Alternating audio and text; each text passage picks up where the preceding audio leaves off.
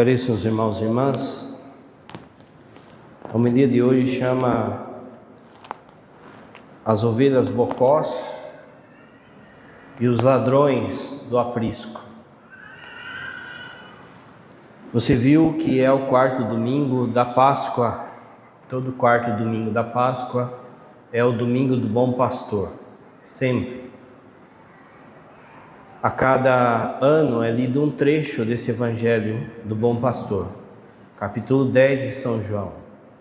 Como é um texto longo, cada ano é lido uma parte. Hoje foi lida a primeira parte.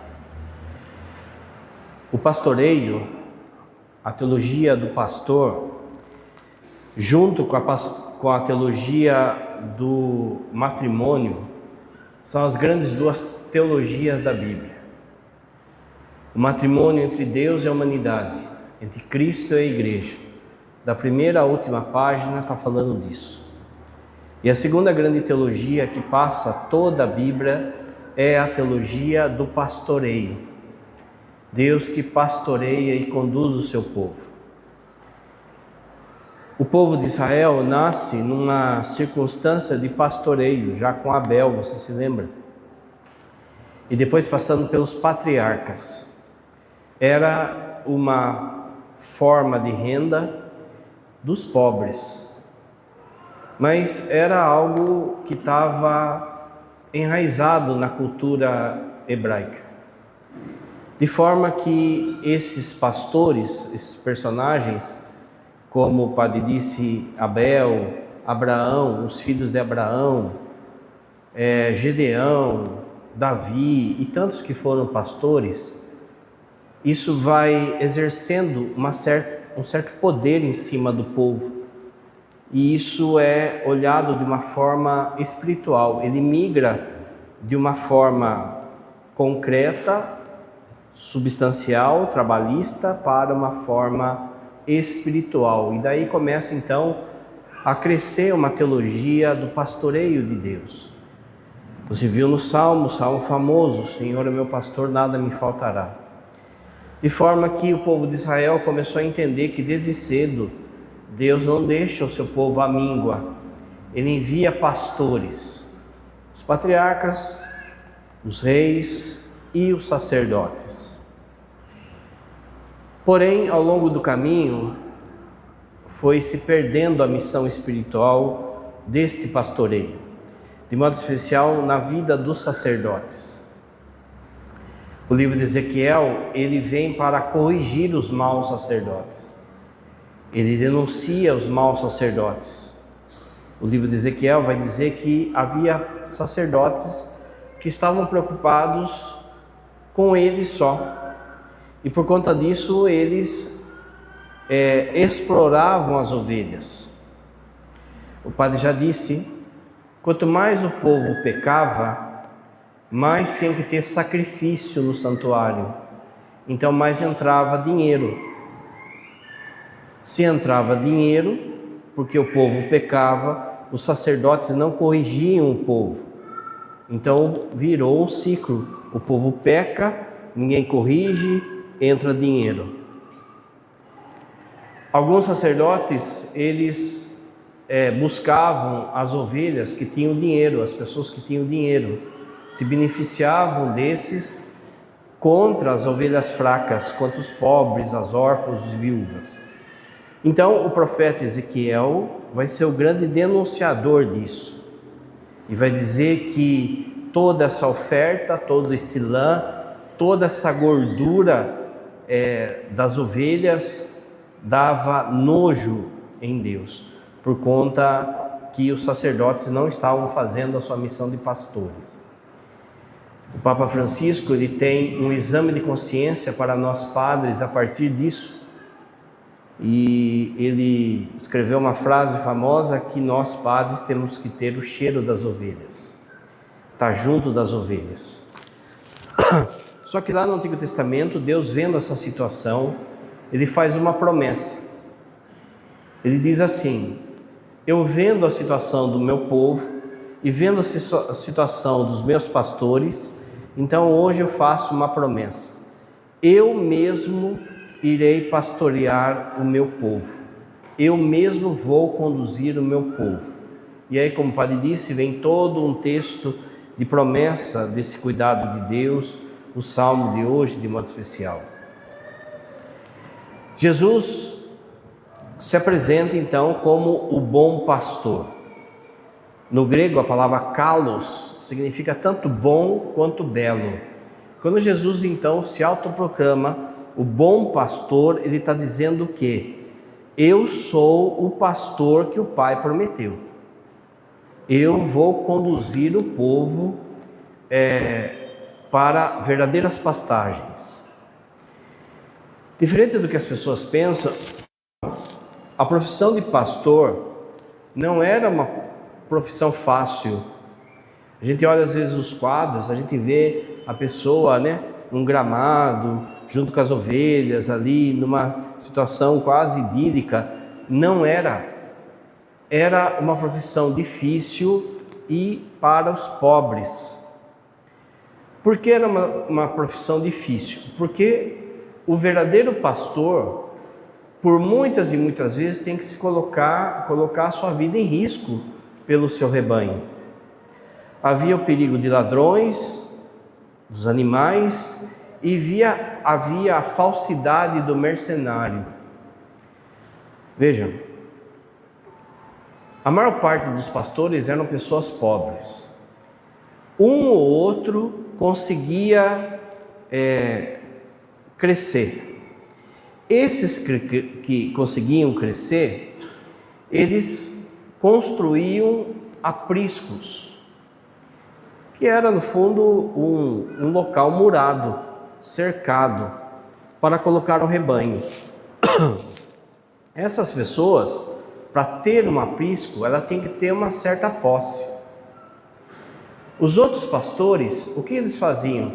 Eles alugavam espaços nesses apriscos. Então, quando chegava ao entardecer, o dono do aprisco trazia o seu rebanho. E daqui a pouco vinha um outro pastor, que trazia o rebanho deles, porque esses não tinham aprisco próprio. Então eles alugavam a preço de uma moeda para que as ovelhas permanecessem aquela noite naquele aprisco. Não tinha separação de rebanho. Como é que separava o rebanho? De manhã, pela voz do pastor. Quem conhece, quem já viu, quem não viu, veja na internet. De fato, as ovelhas são assim. Elas escutam a voz do pastor e obedecem só a voz do pastor. As outras pessoas podem chamar que elas não vêm. Então, mesmo aquelas ovelhas estando misturadas no mesmo aprisco, na hora que vinha a voz do pastor, já havia a separação de cada um. Alguns desses aprisco não tinham porta.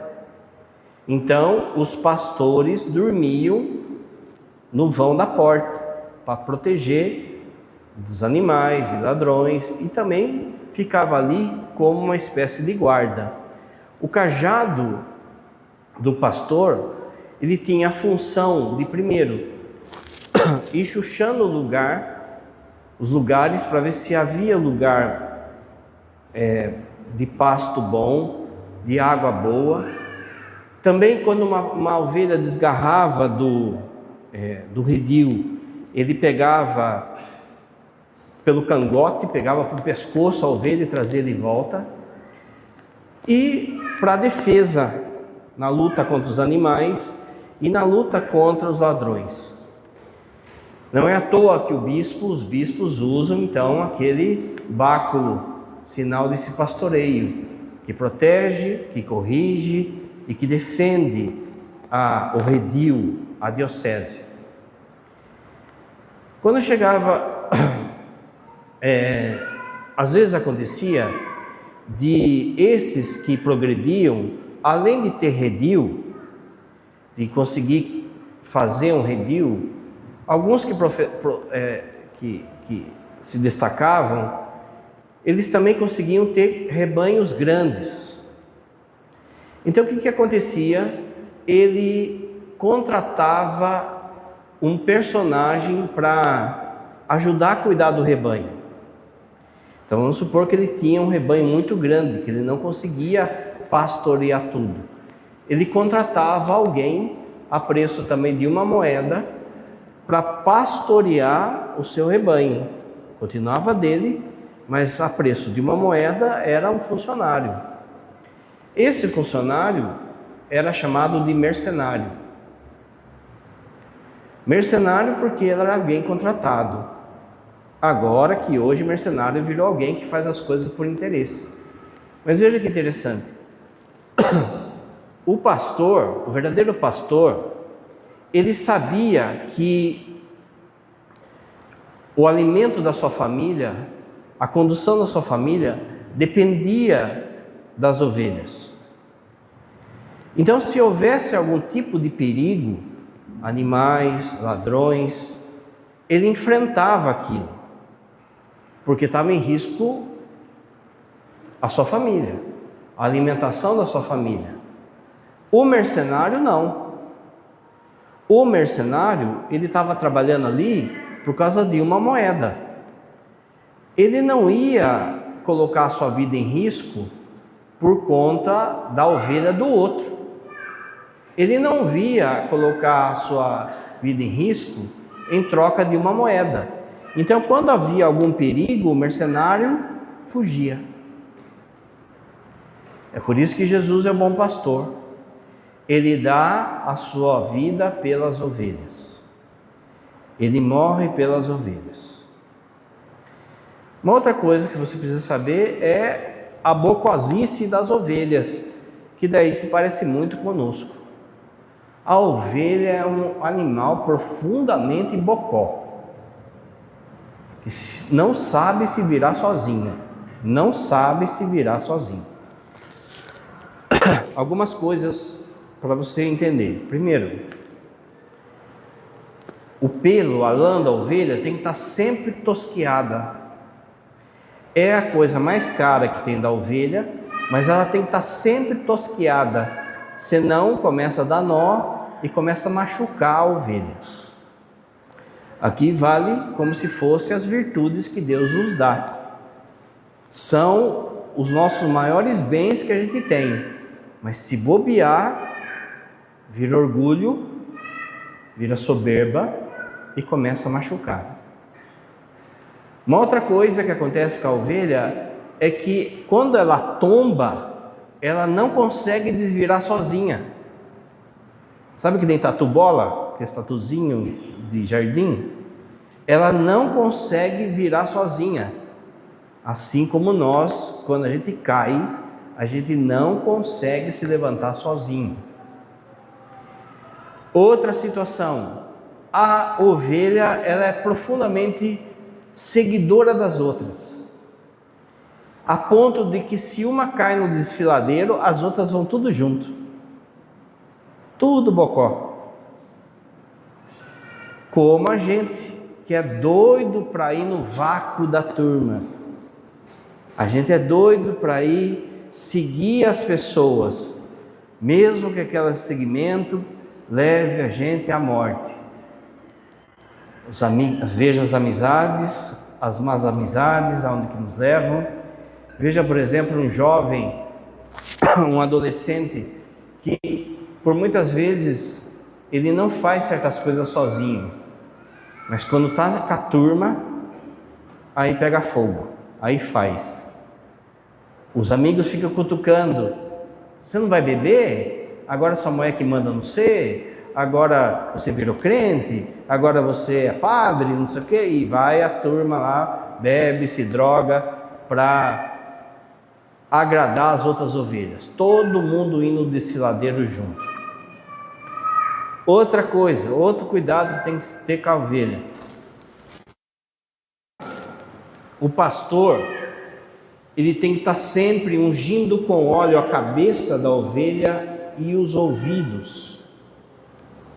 É muito fácil das moscas deixarem ali verme, deixar ali o cocô da mosca e virar verme. E aí o que acontece? aquilo entra na cabeça da ovelha e a ovelha fica louca. Ela começa a dar cabeçada em todo lugar, ela começa a querer se apinchar de um abismo, ela fica doida. A gente vai escutando um monte de porcaria e aí a gente também fica doido. E por fim, a ovelha é um dos animais que mais solta pum. Sabia?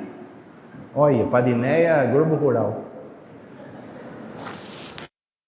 Por quê? Porque come muita porcaria. O pastor tem que ficar atento, senão come porcaria. Come porcaria. Não é à toa esse salmo. O pastor conduz a água, conduz a vales verdejantes, não quer que ela coma porcaria. A gente come porcaria e depois fica aí vendo o zap, vendo gente famosa falando sobre a fé, lendo porcaria, depois você não sabe por que está falando, né? Está fazendo para a boca. É por isso então que a ovelha ela é bocó. Só que os ladrões não querem saber.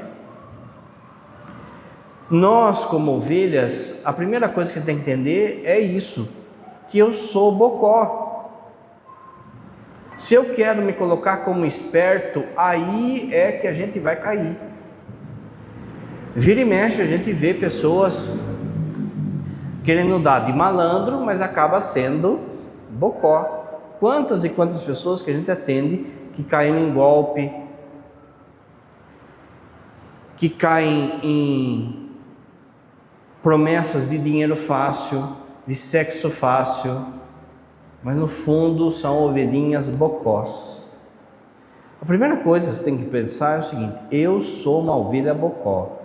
Eu preciso estar perto do pastor, senão eu vou fazer burrada, senão o ladrão vai matar, roubar e destruir. Primeira coisa, a voz e o ruído. As ovelhas ouvem a sua voz e não essa Babel do mundo de hoje. O que você tem ouvido? Você tem de fato ouvido a voz do pastor? Você conhece a Escritura? Você reconhece quando alguém está distorcendo a Escritura? Você reconhece quando alguém afronta a palavra de Deus? Quando alguém está falando algo diretamente contrário à palavra de Deus? O mundo, ele fala de um jeito sedutor. A gente vê por aí um monte de atriz, uma atrizona famosa que fez a cabeça da criançada aí nos anos 80 e 90, dizendo por aí que é preciso reescrever a Bíblia, porque a Bíblia é um livro de 2000 anos atrás, é um livro atrasado, é um livro homofóbico, é um livro preconceituoso, então precisava reescrever a Bíblia. E as pessoas falam bonito, e muito do nosso povo acaba concordando, e não reconhecem a voz do verdadeiro pastor, e não reconhecem que a própria Escritura, no livro do Apocalipse, diz assim: ai daquele que acrescentar ou tirar um pingo de i daquilo que está escrito aqui. Se eu não escuto a voz do pastor, o que provoca na ovelha? Alienação. Ela perde a capacidade de escuta e de percepção da vontade de Deus. O padre já disse, quantas e quantas decisões a gente tomou sem escutar a Deus. Essas pessoas estão, por exemplo, fazendo o retiro de noivos. Eles têm que estar no coração deles que o sentido desse retiro não é para cumprir uma obrigação jurídica, canônica, mas é para discernir a vontade de Deus. Se de fato é essa pessoa que eu vou entregar a minha vida. Por muitas vezes, um retiro de noivo é capaz de fazer com que o noivo termine, os noivos terminem. E que bom! Porque às vezes discerniram que não era aquilo. Uma vocação, um trabalho, uma decisão que você vai tomar. Você, como ovelha bocó, como eu, precisa perguntar ao pastor: aonde eu vou? O que eu tenho que fazer? Mas não, eu vou escutando os especialistas do YouTube, da internet, da televisão. Há uma dissonância, um conflito entre a mensagem do pastor e as narrativas contemporâneas. Você viu essa semana, aliás, da Páscoa para cá, a nossa fé está sendo atacada demais. Cantoras e cantores aí fazendo músicas e videoclipes profundamente anticristão, gente deitada no colo do capeta, gente fazendo esoterismo, satanismo às claras e falando um monte de bobagem, querendo consertar Deus. Essa semana uma senadora se achando no direito, por exemplo, de corrigir o Frei Gilson, de falar do Frei Gilson. E por muitas vezes nós, como ovelhinhas, começamos a escutar essas coisas e acolher aquilo no coração. A gente precisa entender que para nós, verdadeiras ovelhas do Senhor, não importa o que essas pessoas falam. O que importa é que o pastor fala. E o pastor fala, por exemplo, pela voz do nosso Papa. Essa semana ele reafirmou, por exemplo, a questão do casamento homem e mulher. Não importa o que a atriz falou, o que a cantora falou, a voz do pastor. Mas no meio dessa dissonância toda, daqui a pouco está lá gente do nosso povo, de missa de domingo, come porcaria, fala porcaria. A segunda coisa, existe uma porta que é Jesus e existe um labirinto hoje em dia. Aonde você quer entrar? A porta significa que Jesus é a verdade. O labirinto é essa mentira dos dias de hoje, satânica, de que cada um tem a sua verdade. O padre já disse e vou repetir: se você um dia disse que cada um tem a sua verdade, confesse-se e pare de falar essa frase satânica. A verdade é uma pessoa. Eu sou o caminho, a verdade e a vida. Não sou uma das verdades. Só se vai ao Pai por mim. Não existe outra porta. Você viu que Jesus fala: entrarão e sairão por mim. Não tem outra porta, não tem outro Salvador, não tem outra verdade, não existem verdades.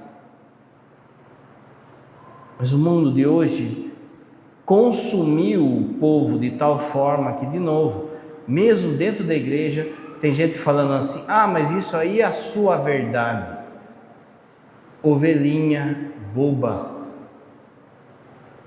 Existe uma verdade e você escuta a voz dessa verdade e obedece a essa verdade. Como o padre falou, você se entender como uma ovelha bocó, uma ovelha boba, já é humildade, já é conhecer que você não conhece, não sabe ter discernimento das coisas.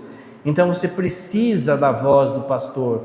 Você não sabe aonde você vai, você não sabe aonde se alimenta. As pessoas, olha só, não leem a Bíblia, não sabem do catecismo, não rezam e quer achar.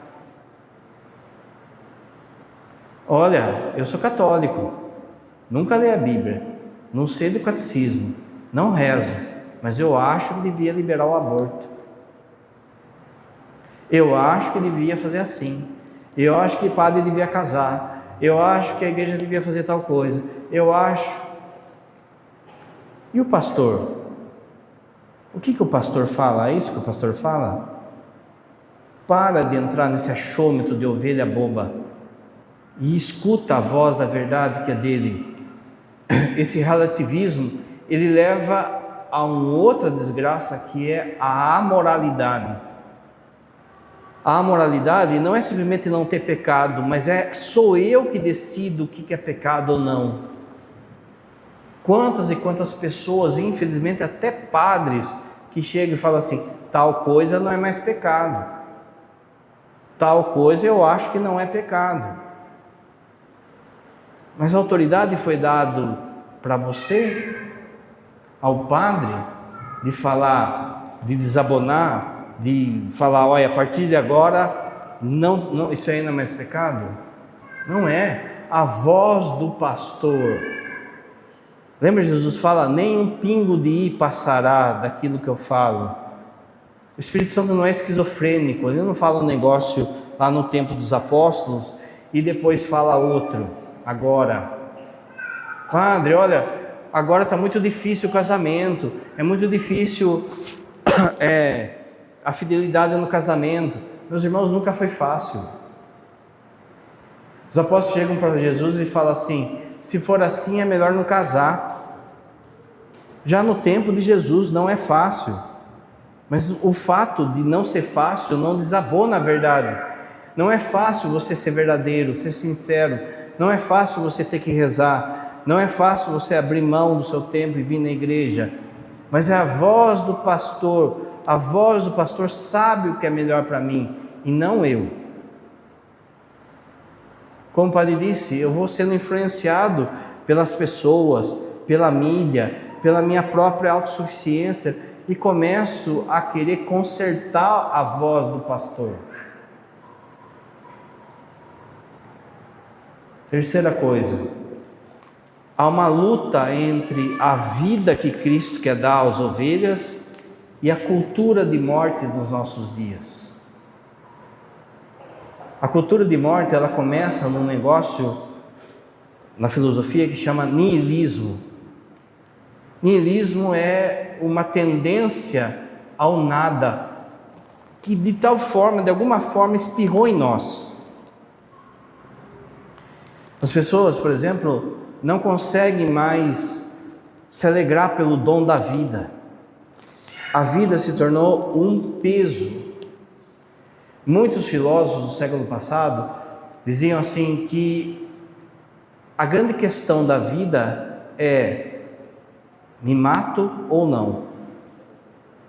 Porque não tem sentido. Parece que não, mas isso vai se espalhando. O padre fala sempre. Os filósofos, eles falam de modo difícil.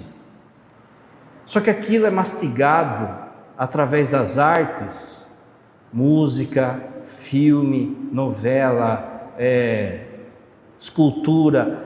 Aquilo que eles falam difícil é mastigado para o povo, de forma que o povo começa a comprar essas ideias que no livro são difíceis, mas na hora que você vê retratado num filme, você começa a se questionar.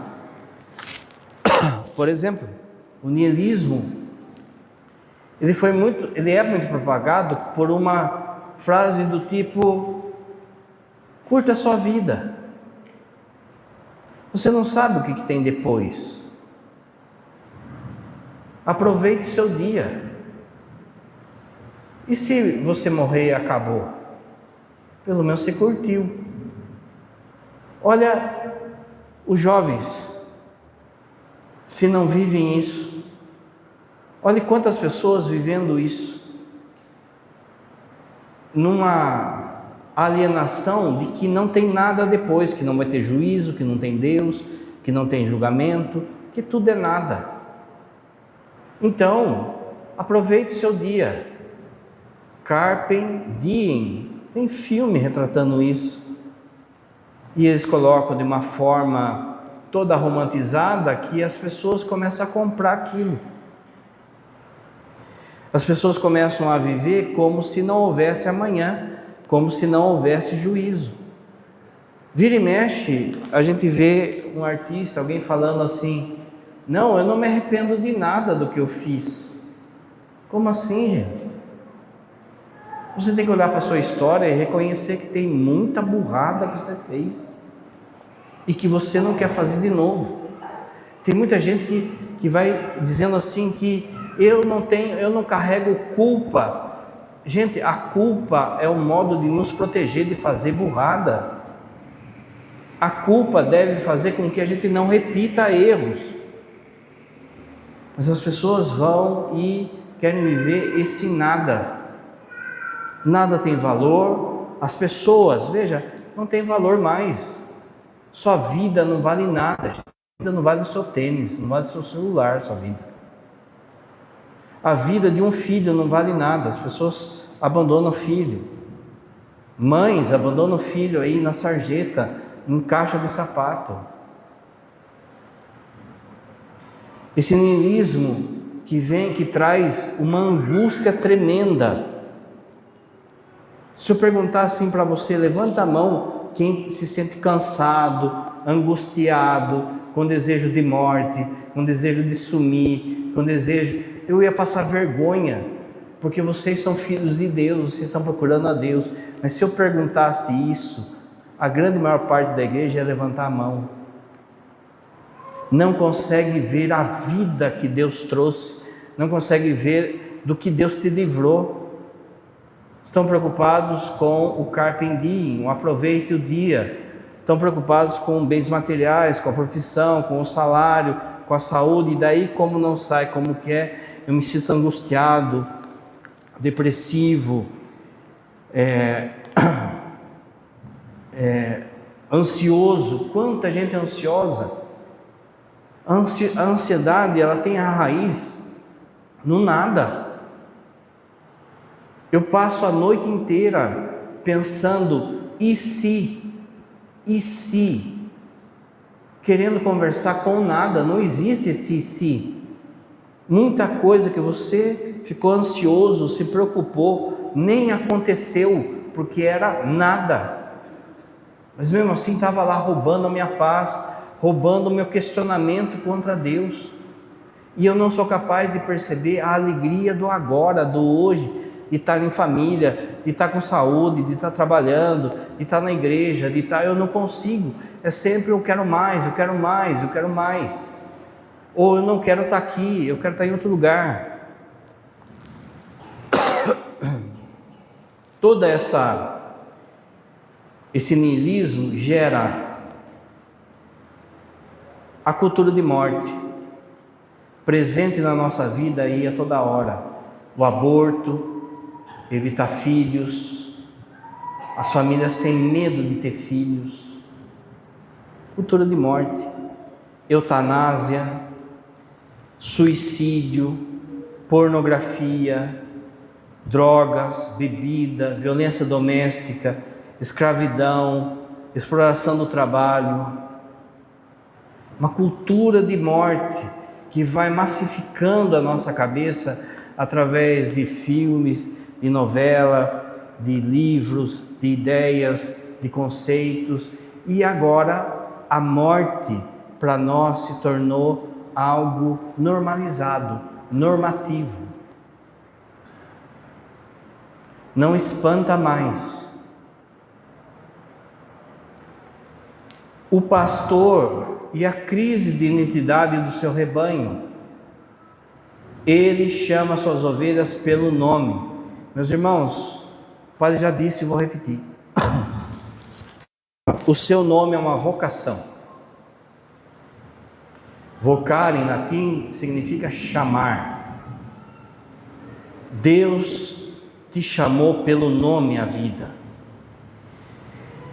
A primeira coisa que você tem que entender é que foi Deus que escolheu o seu nome. Seus pais foram inspirados por Ele a dar esse nome que você tem. Por isso você não deve desprezar o seu nome. Quando você foi chamado à vida, Ele chamou José, Maria, Enéas, venha à vida.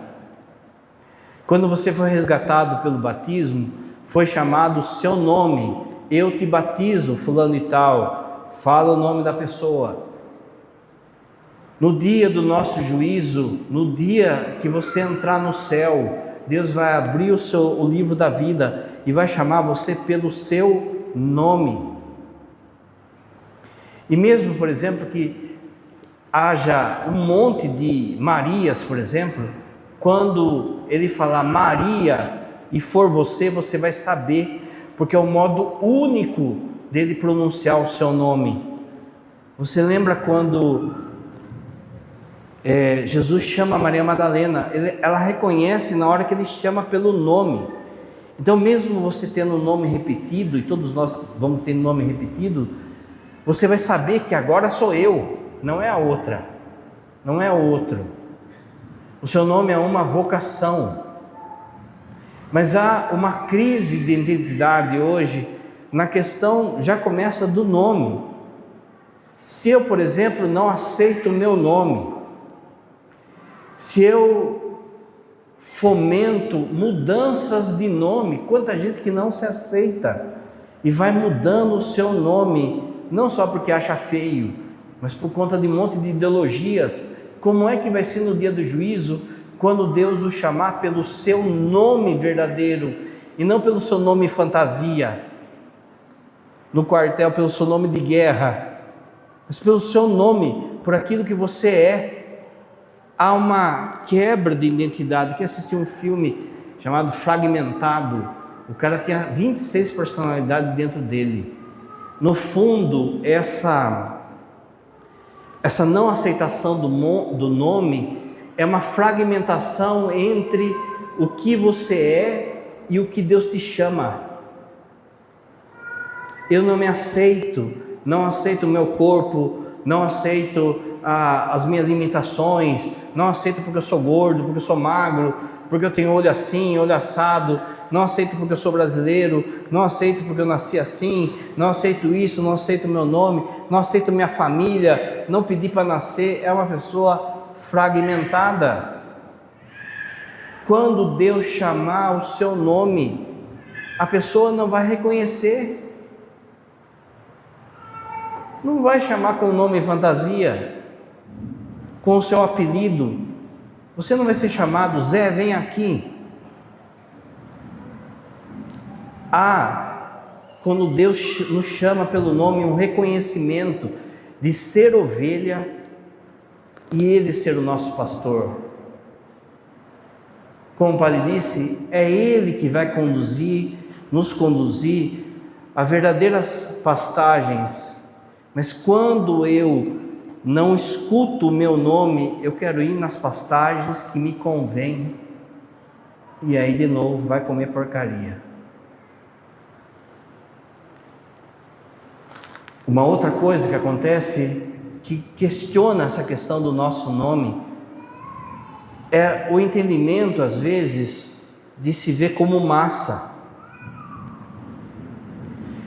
Você, para o Estado, é um número, é um CPF, é um RG, mas para Deus não.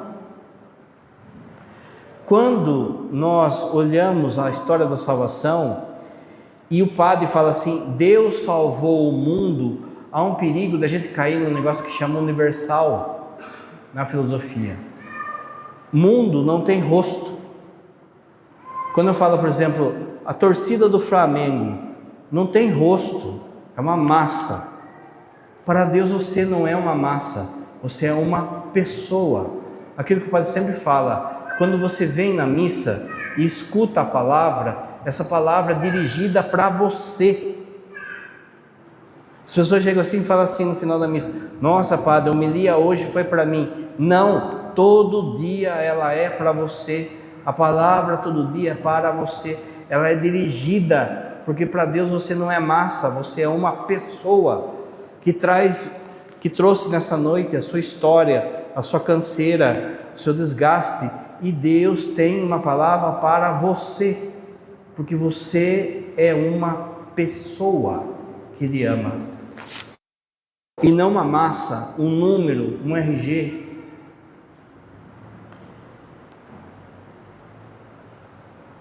Quinta situação: o ladrão deve ser identificado. Qual é o ladrão da sua vida?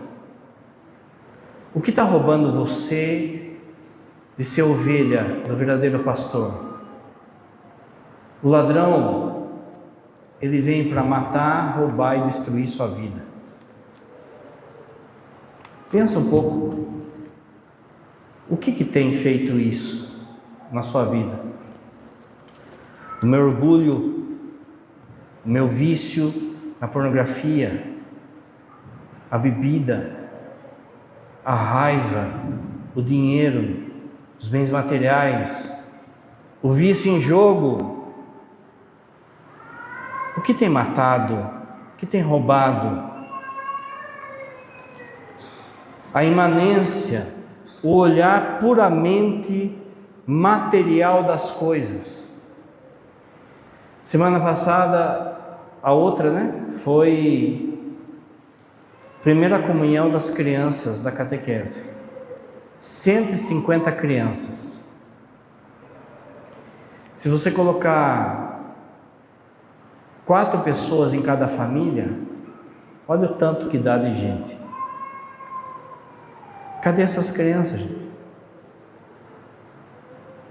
O padre falava na missa da primeira comunhão: se metade dessas crianças virem na missa com a família, eu vou ter que pôr um outro horário de missa, porque não vai caber. Cadê?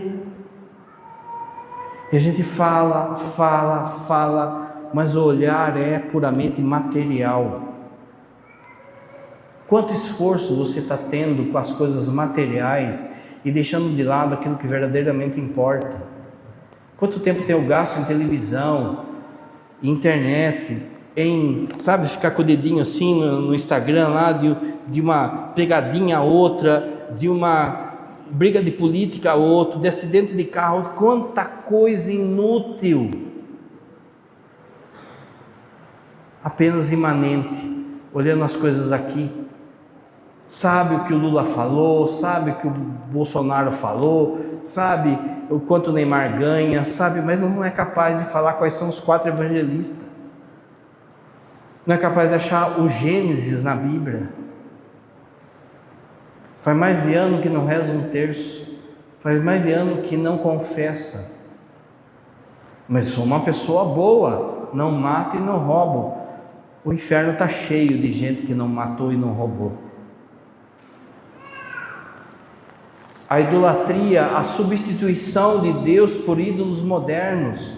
Será que não é isso que está me roubando de Deus? A preocupação com o meu time de futebol, a preocupação com o partido. É sério, gente. É sério que você está brigando com todo mundo, colocando esperança, colocando ideais em partido político? É sério isso, gente? É sério que você acha que vai entrar fulano, ou vai entrar ciclano, ou vai continuar fulano? É sério que você acha que vai melhorar? Maldito o homem que confia em outro homem, e está lá você brigando com o familiar, com todo mundo, deixando de lado as coisas que importam, para chegar lá e ficar aí fazendo discurso na internet. Mas daí, quando ofendem a mãe de nosso Senhor, quando ofendem a igreja, quando ofendem a Eucaristia, você não fala nada. Mas ai de alguém se falar mal do meu político de estimação, do meu cachorrinho, do meu time, dos meus diplomas. Idolatria do Estado, idolatria da opinião, idolatria de ideologia. a dessacralização, o processo de tornar tudo comum e profano. Meus irmãos, vocês não têm noção a dureza que é você querer fazer as pessoas entenderem o valor das coisas sagradas. Esses dias, o Gustavo daí eu vou falar. Esses dias o Gustavo falou assim para mim: olha como já está tendo um coração de padre já. Ele falou assim: padre, como é difícil pregar a palavra naquela comunidade. A gente se sente assim. A gente não sabe o que faz para você entender. Há uma dessacralização das coisas. As pessoas vêm de qualquer jeito na igreja. Roupa, bermuda, morrinho de fora, chinelo, conversando, celular, não vê a hora que acabar, mascando chicletes, de boné. Você fala, há 15 dias eu celebrei um casamento, 2 pessoas mascando chicletes, o padre vai lá e fala: joga o chiclete, você está dentro da igreja. Nem ligou, não ligam, não estão nem aí. Depois não sabe por que está com tristeza, com desejo de suicídio, dessacralizou tudo.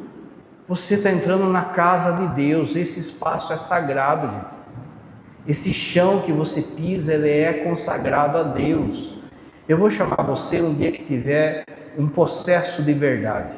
Alguém que não é pai, é possesso mesmo. Você vai ver como é que ele entra dentro dessa igreja. Ele entra de 4.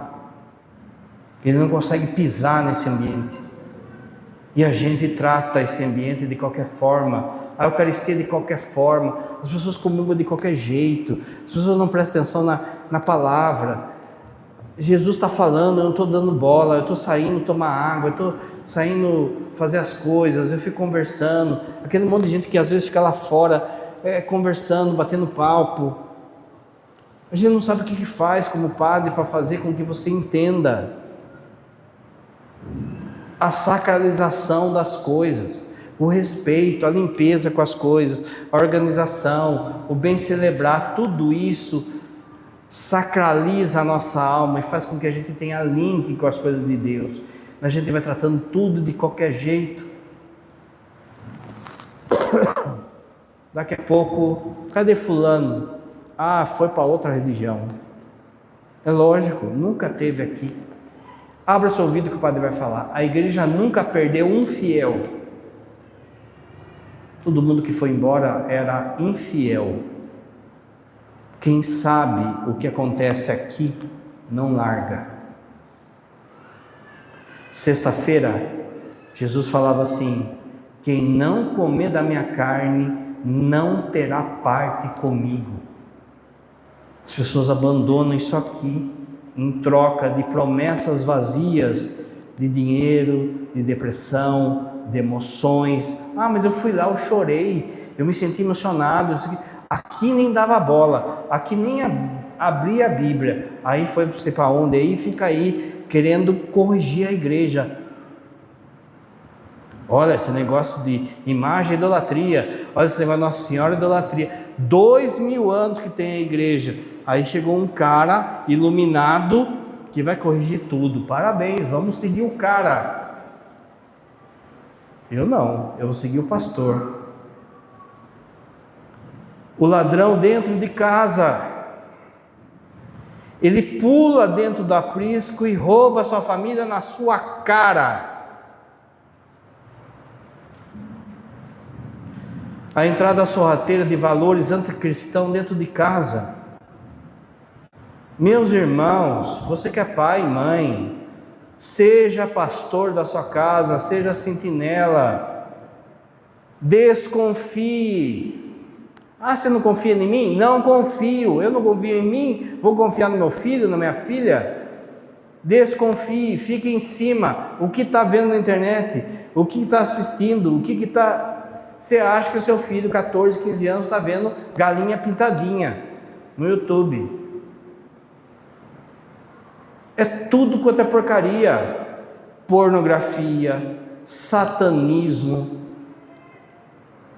curiosidade mórbidas. Depois não sabe porque está aí o jovem, a mocinha se cortando, se automutilando. Não sabe porque vinha na igreja e de repente está aí totalmente oposta aos valores cristãos, na cara, se perdeu dentro da sua casa. Você se lembra da parábola da moeda? A moeda é perdida dentro de casa. Meus irmãos, acorde.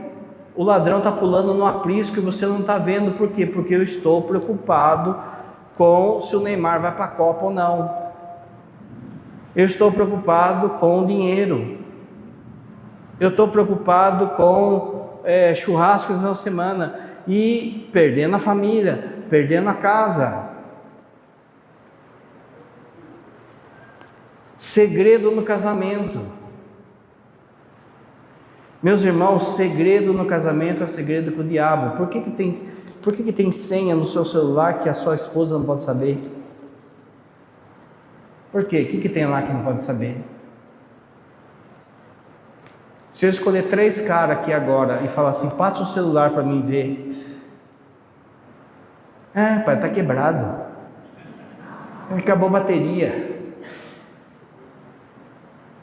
O ladrão pulando dentro de casa, bebida, droga, não está vendo as amizades que está tendo.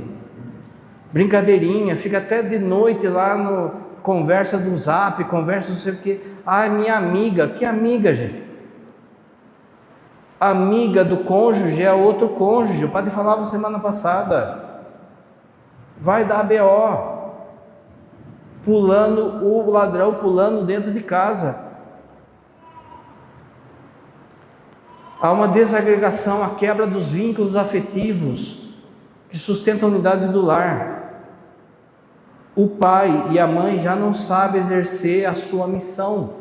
Olha o esforço, lembra que o padre falava do esforço? Olha o esforço que a igreja tem que fazer com retiro para homens, retiro para mulheres, retiro para casais. Por que tem que ser retiro? Esses retiros? Para suprir uma ausência, para suprir uma falta, porque as pessoas não estão conseguindo fazer aquilo que é básico: ser pai, ser mãe, ser esposo, ser esposa. O básico o padre tem que falar. O padre tem que falar de vida sexual para o casal.